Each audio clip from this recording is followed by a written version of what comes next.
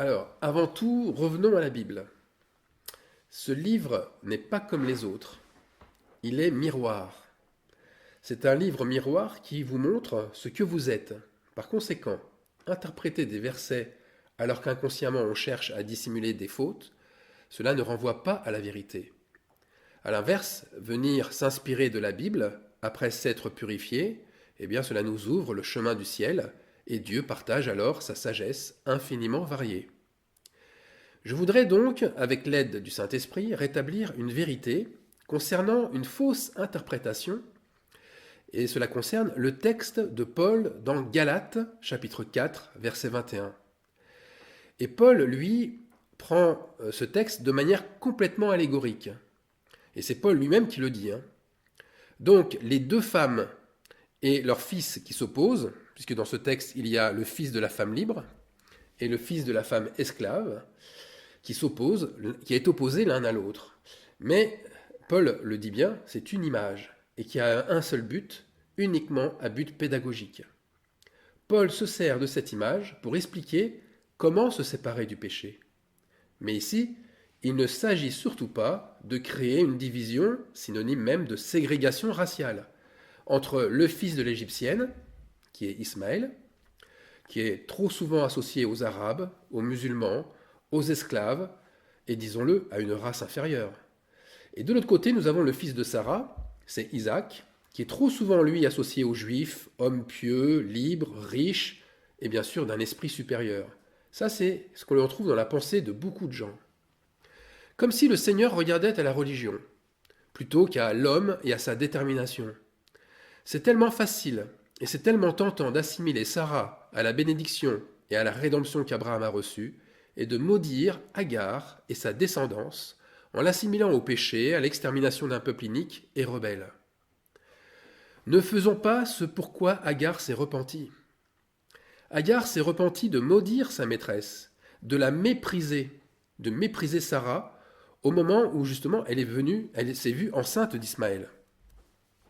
Il n'y a pas un combat de femmes pures ou impures. Elles sont impures toutes les deux, et elles ont besoin, l'une comme l'autre, d'une rédemption en Christ pour devenir justes. Dieu a bien séparé les deux postérités d'Abraham, mais attention, pour les rassembler à sa manière. C'est vrai que la prophétie d'Ismaël va dans le sens d'une vie de tribulation et de guerre, puisque Ismaël sera comme un âne sauvage. La version Martin dit un homme farouche. Donc, on sait que de tout temps, Ismaël sera en train de fuir. Je continue. Sa main sera contre tous, et la main de tous sera contre lui, et il habitera face à ses frères. Alors c'est vrai que malgré les apparences, je crois là aussi qu'elles sont trompeuses. Et j'affirme que de ce peuple opposé, naîtra une postérité qui se joindra au bois de Juda, pour ne faire qu'un seul bois dans la main de Dieu. C'est un peu comme Éphraïm. Si vous vous souvenez, Éphraïm s'est joint au bois de Juda, alors que sa mère est égyptienne. N'oublions pas que Joseph a eu deux enfants. Il a eu Manassé et Éphraïm. Avec qui? Avec une étrangère. Avec Asnath, fille de Potiphéra, encore une étrangère. Cette postérité, j'en avais parlé dans plusieurs messages, notamment dans Existe-t-il une tribu d'Israël maudite? Eh bien, cette postérité est loin, très loin d'être maudite. La rédemption et le rachat est pour elle aussi. L'adoption, il faut bien comprendre, l'adoption, c'est un principe de base qu'utilise notre Seigneur pour joindre des enfants illégitimes, et là je mets quand même des guillemets à illégitimes, donc de joindre des enfants illégitimes à sa lignée royale. Par conséquent, il y a bien deux figuiers en Israël. Il y a un figuier fertile et il y a un figuier sec et stérile. Et c'est sur le figuier fertile que des sarments de la postérité d'Ismaël seront greffés. Alors on peut se poser la question, oui, mais alors quel sarment? Nous avons connaissance que ce que notre Dieu nous révèle, et c'est tout. Et si vous n'avez pas cette justice dans le cœur, pardonnez-moi ce ton direct, mais c'est que vous ne connaissez pas encore notre Seigneur, et que vous connaissez par contre l'accusateur, qui est le père du mensonge, et qui est venu pour condamner et détruire. Sarah. Sarah est la mère des nations, par qui sortira des rois et des nations. C'est ce que nous dit Genèse 17,16. Sarah fait figure de figuier. Mais est-ce que c'est le figuier stérile ou le figuier sec?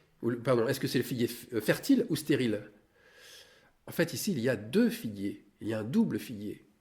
Agar, elle est le type de la femme migrant, étrangère, esclave, chassée avec son fils légitime, mais pourtant greffée au figuier par Abraham.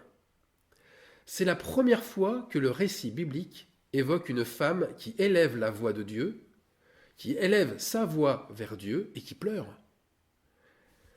Le résultat est stupéfiant. Un ange de Dieu l'appela du ciel par son nom Agar, pour la consoler. C'est la première fois dans le récit biblique où l'on voit Dieu répondre à une femme qui pleure. C'est le consolateur, c'est le Saint-Esprit qui descend sur le croyant. Une femme brisée, qui plus est esclave, et qui attend un sauveur. Agar fait figure de sarment. Elle retrouvera, c'est sûr, son pays d'origine en Christ, et elle franchira les portes de Sion. C'est sa consécration qui en témoigne. Alors oui, j'insiste, et j'insiste encore, sur ce point crucial. Pour se consacrer, il faut obligatoirement une mise à l'épreuve. Par conséquent, et je le sais, c'est vraiment contre l'avis de nombreux théologiens bien pensants. Sarah, bien qu'elle soit la mère de beaucoup de nations, Sarah n'est pas la mère de la foi parce que Abraham est le père de la foi. Cette équivalence n'existe pas. Mais Agar, l'Égyptienne, elle a acquis une particularité plus noble, beaucoup plus noble. Grâce à quoi? Eh bien, grâce aux épreuves de sa vie. Et pourtant, son nom signifie fuite en hébreu. Mais Ismaël porte en lui la même destinée. Il est farouche, il est donc fuyard, et il mène une vie d'exilé. Alors Agar a fui son pays d'origine. Elle a fui sa famille de sang.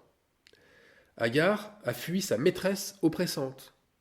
Elle s'est retrouvée seule à élever son fils aîné. Elle a fui son péché, un cœur endurci manifesté par le fait d'avoir maudit sa maîtresse en se sentant trahi. Agar a fui sa condition privilégiée, une condition de concubine auprès d'Abraham. Agar a fui son orgueil lorsqu'elle s'est humiliée devant Sarah. Et tout cela pour une destinée inconnue, faite de tribulations, d'épreuves et de souffrances. À peine a-t-elle fui qu'elle s'est perdue dans le désert de Beersheba. Sa foi a encore été mise fortement à l'épreuve en voyant son fils périr de faim et de soif. Mais un ange vint le secourir à la dernière minute. Est-ce que cela vous rappelle une histoire? Moi, ça me rappelle complètement une histoire très connue, celle du sacrifice d'Abraham avec son fils Isaac. Agar a eu exactement la même épreuve de foi qu'Abraham. Agar est passée par la même abnégation. La montagne pour le père de la foi, Abraham, le désert pour la mère de la foi, Agar. Abraham a appelé le lieu de son sacrifice Jéhovah Jireh, qui signifie Dieu a pourvu. Mais Dieu a aussi pourvu face au sacrifice d'Ismaël, avec l'apparition d'un puits rempli d'eau pour qu'il ne meure pas de soif. Il était là aussi, Jéhovah Jireh. Abraham a gravi le mont Morira, qui signifie, traduit de l'hébreu, choisi par l'Éternel. Mais Agar s'est égarée dans un désert et elle y vit apparaître elle aussi dans un lieu choisi par l'Éternel, Morira. Et qu'est-ce qu'elle a vu? Elle a vu un puits, et je crois vraiment que c'est le puits des sarments de Beersheba. Un puits rempli d'eau, un puits rempli de révélations et contenant une alliance. Et curieusement, c'est à Beersheba que leurs chemins se sont presque recroisés, à Abraham et à Agar. Alors, ce puits des serments, ou ce puits des sept, puisqu'il est nommé ainsi aussi, c'est là où Abraham fit le serment de fidélité à Abimelech, et c'est là aussi qu'Agar fit serment de fidélité envers Dieu, en voyant apparaître non pas un bélier, comme pour Abraham, mais un puits d'eau en plein milieu du désert. Son serment de fidélité nous rappelle celui de Anne qu'elle fit pour elle et son fils, prophète Samuel. C'était pendant ces 7 jours de repentance en vue de sa consécration. Alors le puits des serments, eh ben, ce puits, c'est la dernière porte qui mène à la grâce. C'est le dernier jour, le 7e, juste avant le 8e jour. Et c'est là que Agar s'est égarée à Beersheba, mais comme je vous l'ai dit, c'est pas un hasard. Beersheba, c'est un lieu d'alliance. Beersheba, c'est un lieu de rencontre. Là où on apporte des offrandes, là où on bâtit un autel, là où on invoque le nom de Dieu, et là où on s'engage à le suivre fidèlement, et là où Dieu aussi établit sa promesse. Et Agar reçoit, sans que cela soit dit explicitement, la confirmation de son alliance.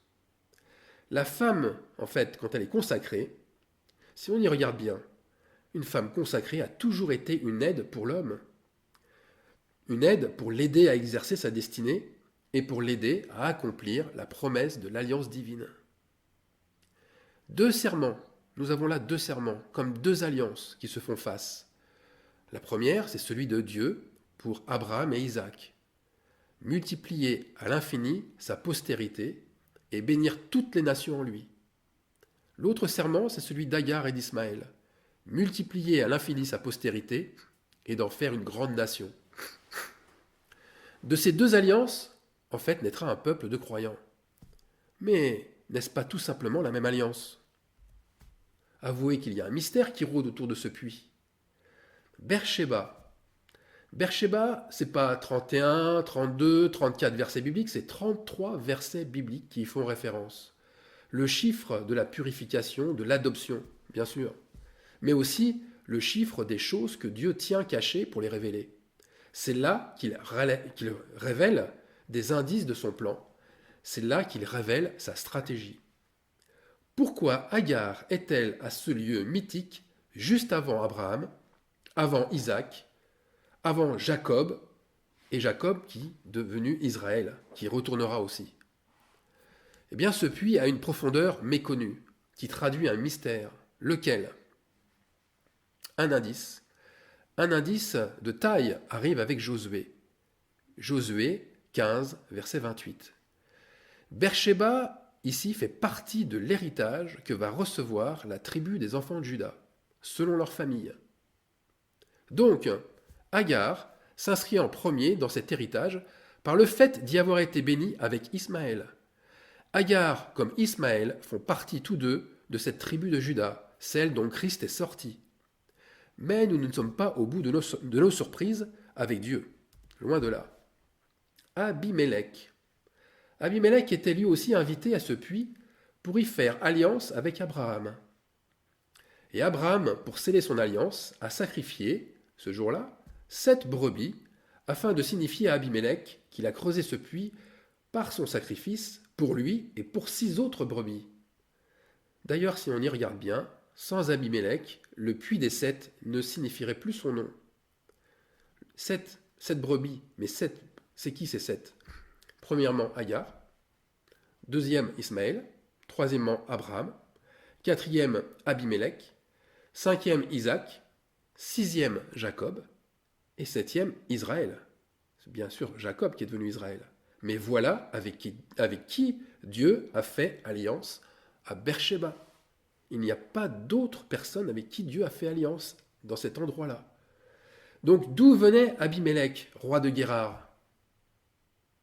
Eh bien écoutez bien. Abimelech venait du pays des Philistins, l'ennemi numéro 1 d'Israël.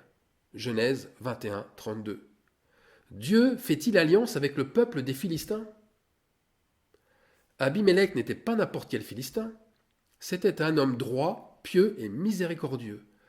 Une fois le mensonge dévoilé sur la vraie identité de Sarah. Vous savez, Abraham avait fait passer Sarah pour sa sœur. Eh bien, une fois ce mensonge dévoilé, il ne se vengea point, il ne déshonora point la femme d'Abraham en couchant avec elle. Le songe de Dieu qu'il reçut pendant la nuit, ce songe est fait pour que ça le fait agir selon la justice divine. Il rendit Sarah à son mari, moyennant quelques animaux et quelques serviteurs.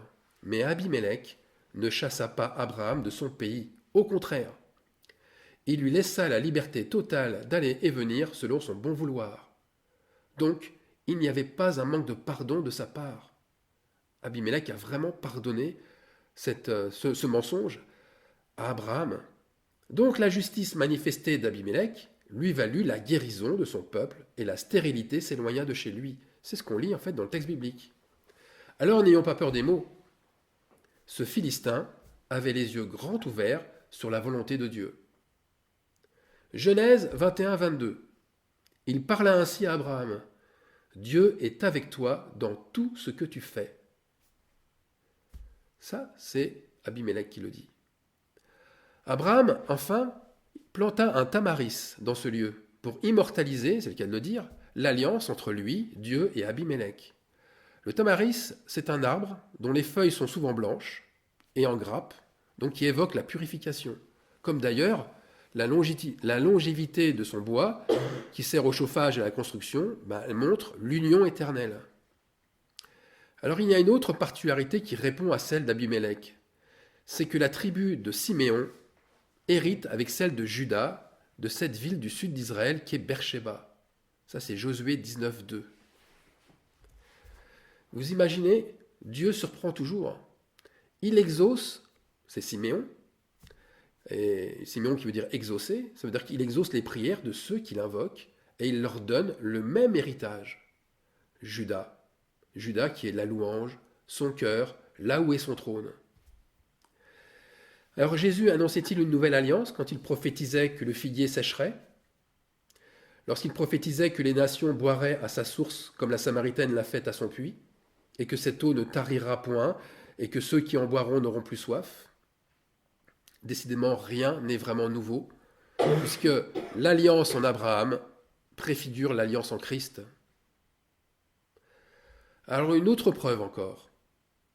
Prenons la généalogie d'Ismaël. On retrouve une partie de sa descendance en Ésaü, puisque Ésaü prit pour femme des filles d'Ismaël. Alors Ésaü prit comme femme Mahalat, qui signifie flûte, harpe, instrument à cordes. C'est Genèse 28-9. Il prit aussi Bosmat, qui signifie épice, parfum. Nous avons là que des composants qui inspirent, qui ouvrent l'esprit, qui apportent la paix, qui élèvent l'âme vers Dieu. Bosmat eut un fils, qu'elle nomma Réuel, et Réuel signifie ami de Dieu. Là aussi, un sarment de plus. Réuel eut lui aussi des fils, Nahat, Zérak, Shama et Misa. 1 Chronique 1,37. Et Genèse 36-17 nous précise que les fils de Réuel sont là les chefs issus de Réuel dans le pays d'Édom. Ce sont là les fils de Basmat, femme d'Ésaü. Pourquoi je vous dis tout ça? Parce que si maintenant on prend la signification des 4 noms des fils de Réuel, c'est-à-dire Nahat, Zérak, Shama et Misa, eh bien on aboutit encore une fois aux 2 figuiers. L'un sera sec, l'autre fertile. Alors résumons. En Abraham, nous avons bien toutes les nations. D'Isaac sortira 2 figuiers, un sec et un fertile. Mais d'Ismaël, il sortira aussi un figuier sec et un autre fertile. Ismaël, son nom se trouve répété dans 44 versets bibliques. 44, encore un chiffre double. 2 lignées, 2 peuples, 2 héritages. Les 2 postérités, bien que séparées, ne s'opposent pas. Elles se complètent. Et bien sûr, elles se consolident en Christ. Donc la particularité à retenir, c'est que la fuite, l'exil, la migration est un trait de reconnaissance des vrais judaïtes. La fuite, l'exil, la migration. Michée 4,7. Des boiteux, je ferai un reste. De ceux qui étaient chassés, une nation puissante. Et l'Éternel régnera sur eux à la montagne de Sion, dès lors et pour toujours. Agar et Ismaël n'ont-ils pas été chassés? La promesse, l'alliance qui leur a été faite est fortement répétée par Michée. De même, au temps des juges sur Israël, eh bien nous avions Ruth et Orpa, toutes deux moabites. Et elles épousèrent des hommes de Bethléem, des hommes de Juda. Leurs époux, qui ont émigré, ont fui à cause d'une famine. Et à leur mort, à la mort de leurs époux, eh bien, l'une s'est exilée à Bethléem, c'est-à-dire Ruth est partie à Bethléem, et l'autre, Orpa, a préféré rester. Ruth sera ajoutée au bois de Juda, tandis que Orpa, dont le nom témoigne de son cœur dur, que son nom signifie arrière du cou, ou cou raide, eh bien, elle fait apparemment partie du figuier stérile. Voyez la fuite, l'émigration de Ruth, c'est toujours ce lien avec le rassemblement. Quand Jésus fuyait, lui, est-ce qu'il manifestait un manque de courage? N'était-ce pas un acte de lâcheté de sa part? Bien, pas du tout. Quand Jésus fuyait, il fuyait Babylone, il fuyait l'oppression religieuse, les carcans spirituels, tout comme certains habitants d'Édom ont fait pour se retrouver en terre de Juda. Ou comme Juda a fui aussi pour échapper à l'oppression, à la famine, en allant s'exiler en Édom. La prophétie d'Ésaïe sur Édom au chapitre 34 en témoigne aussi. Alors, je rappelle encore une fois, Édom il y a des fils d'Ismaël en Édom. Donc, chapitre 34 d'Ésaïe. Quand on lit ce chapitre, dans un premier temps, on est subjugué. C'est un terrible jugement. La colère s'abat sur Édom. L'épée, le sang, la vengeance de Dieu. Et puis on arrive vers les derniers versets. Et là, au dernier verset du chapitre 34, eh bien écoutez, c'est assez surprenant. On lit les versets 16 et 17. Je vous les lis. Oui, c'est l'Éternel qui l'a ordonné, et c'est son esprit qui les rassemblera. Il a procédé à un tirage au sort pour eux. Sa main leur a partagé ce pays à mesurer. Ils en prendront possession pour toujours. Ils y auront leur résidence de génération en génération. Il y a un peuple dans Édom qui est tiré au sort pour partager lui aussi l'héritage promis à Juda. Alors que signifie cette distinction? Eh bien que Dieu choisira lui-même, comme il l'entend, selon ses propres critères, celles et ceux de son peuple. Ce peuple qui est caché parmi l'étranger, parmi l'édomite, comme chez le judaïte d'ailleurs.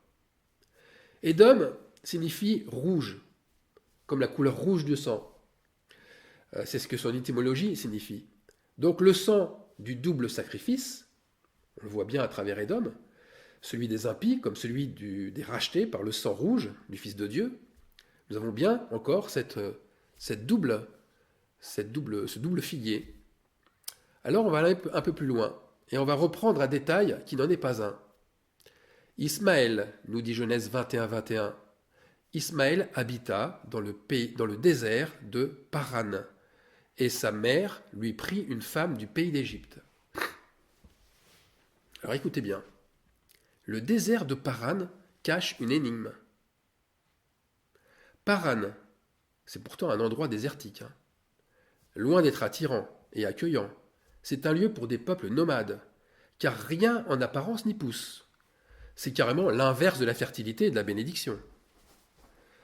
Par contre, c'est là le plus souvent que Dieu parle. C'est là qu'il parle lorsqu'il n'y a plus rien à quoi se raccrocher. Paran, c'est un mot hébreu qui signifie lieu de caverne. Un lieu encore plus mystérieux, surtout quand on apprend que Moïse et le peuple sorti d'Égypte y passèrent, et même plus, que la nuée s'y arrêta. Mais c'est pas tout. Paran, c'est à partir de ce lieu que Moïse envoya un représentant de chaque tribu pour examiner la terre de Canaan où coule le lait et le miel promis aux Israélites. Même le roi David, à la mort de Samuel, partit dans ce lieu mystérieux. Il partit à Paran. Et quand il revient, cela lui a permis de révéler le cœur de Nabal et sa méchanceté. En fait, ce lieu, c'est un lieu de révélation. Un lieu où le chandelier de Dieu brûle et enseigne ses fils. Et où se trouve ce lieu? Où se trouve Paran? Tout bonnement en territoire ennemi, chez l'ennemi d'Israël. Alors nous comprenons une chose maintenant, une chose très importante. Pourquoi Jésus nous demande d'aimer nos ennemis? Car parmi nos ennemis d'hier, il y a sans aucun doute des amis de Dieu, des amis de demain, des frères et sœurs consacrés. Si nous méprisons des élus, eh bien nous méprisons un peuple béni, et nous nous mettons alors sous une malédiction. Rappelez-vous Balaam. Balaam, lui pourtant faux prophète, eh bien il ne cessait de rappeler qu'il ne pouvait maudire un peuple que Dieu avait béni. Maintenant, montons encore un peu plus haut dans la révélation. Le Saint-Esprit m'a révélé l'identité et le mobile d'une histoire qui s'est passée sous le règne du roi Salomon et qui va complètement à contre-courant des paradigmes, c'est-à-dire de la foi chrétienne, de notre manière de concevoir les adversaires d'Israël. On nous a appris à les voir comme étant les maudits, les persécuteurs ou les impies. Alors, allons briser ces idoles de bois et de pierre et rentrons dans les détails. On va lire une partie de 1 Roi, chapitre 11, à partir du verset 9. Là encore, le nombre 11 du chapitre, c'est un indicateur lumineux. Je commence la lecture. L'Éternel fut irrité contre Salomon parce qu'il avait détourné son cœur de lui. Là, je passe plusieurs versets. L'Éternel fit surgir un adversaire pour Salomon, Hadad, l'Édomite, membre de la famille royale d'Édom. Je m'arrête là pour dire que lorsque David avait combattu contre Édom, il avait tué tous les Édomites du sexe masculin, excepté Hadad. Hadad qui avait alors pris la fuite avec des serviteurs édomites de son père et qui s'était rendu en Égypte. Et il était encore tout jeune garçon, c'est-à-dire que Hadad était encore un enfant. Alors un détail qui n'est pas moindre. Hadad l'édomite non seulement ne combat pas contre David, mais il a la vie sauve grâce à sa fuite. C'est sa fuite qui le protège d'une mort certaine. Ensuite, il partit de Madian, et devinez où ils allèrent? À Paran. Et il prit avec lui des hommes de Paran pour partir en Égypte auprès de Pharaon, roi d'Égypte. Donc on a un autre détail important, c'est que Hadad passe lui aussi par le désert de Paran. Je vous rappelle, c'est un désert où on y a une révélation de Dieu. Mais qu'a-t-il reçu de Dieu? Qu'est-ce qu'il a reçu là-bas? La Bible, elle n'en parle pas, la Bible. Et il a reçu bien sûr des serviteurs, mais quoi de plus? Eh bien, je pense que la suite de l'histoire nous dévoile ce que Dieu lui aurait dit. Pharaon, première chose, il donna une maison à Hadad. Il pourvut à sa subsistance et lui accorda des terres. Mais c'est pas tout. Verset 19. Hadad trouva grâce aux yeux de Pharaon à tel point que Pharaon lui donna pour femme la sœur de sa femme, la sœur de la reine Takpénès. Et maintenant, voilà le tournant de l'histoire. Lorsque Hadad apprit en Égypte que David était mort et que Joab, chef de l'armée, lui aussi était mort, il dit la chose suivante à Pharaon. Verset 21. « Laisse-moi aller dans mon pays. » Verset 22. Et Pharaon lui dit, « Que te manque-t-il auprès de moi pour que tu désires aller dans ton pays ?» Il répondit, « Rien, mais laisse-moi partir. » Alors, comment expliquer un tel changement chez Hadad? Premièrement, il désire partir en Israël, donc tout abandonner, richesse, statut, famille, attention, pas n'importe quelle famille, famille royale, gloire, alors qu'il a tout en Égypte. Il est second de Pharaon.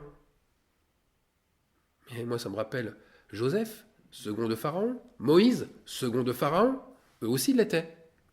Deuxièmement, il appelle Israël son pays. Quoi? Lui, l'Édomite, appelle Israël son pays? Il y a quelque chose qui ne va pas là. Eh bien, n'a-t-il pas reçu cela de Dieu quand il est passé à Paran? N'a-t-il pas reçu une promesse de Dieu, lui prophétisant justement son retour en Israël après la mort de David et de son chef d'armée? Ça paraît évident, c'est évident que c'est cela. En fait, il faut pour comprendre la stratégie du Seigneur, il faut s'enlever de la tête que l'ennemi de Salomon ne peut être l'ennemi de Dieu. Pourquoi? Parce que c'est Salomon qui est devenu l'ennemi de Dieu. C'est lui qui a désobéi. Et l'ennemi de Dieu, c'est par évidence l'ami de Dieu. L'ami de Dieu, c'est qui? C'est Réuel, fils d'Ésaü, on l'a lu tout à l'heure, qui est descendant d'Ismaël. Donc nous savons maintenant d'où vient Hadad. Hadad, c'est un petit-fils de Réuel. Il fait partie des amis de Dieu. Donc Hadad Et loin d'être un opportuniste illégitime, il est envoyé par Dieu lui-même pour diviser le royaume de Salomon. Mais je crois qu'il ne le sait pas. Hadad porte le nom d'une divinité syrienne, Dieu de la foudre. C'est un tonnerre qui arrive en Israël avec lui. Tonnerre au pluriel, c'est Elohim. C'est Elohim qui envoie ses prophètes.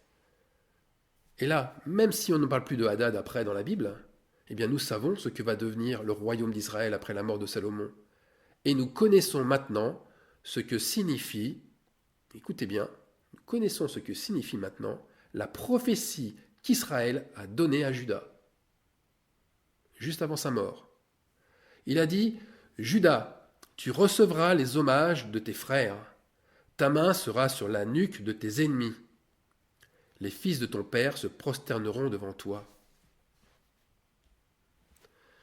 Eh bien oui, pour moi c'est indéniable, Hadad fait partie de Juda. Pourquoi ? Ta main sera sur la nuque de tes ennemis. Hadad est arrivé par derrière. Il a surpris tout le monde et en premier Salomon. Il a surpris Salomon quand il a mis sa main sur sa nuque, c'est-à-dire quand il l'a neutralisé alors qu'il ne s'y attendait pas du tout. Voilà ce qui s'est passé.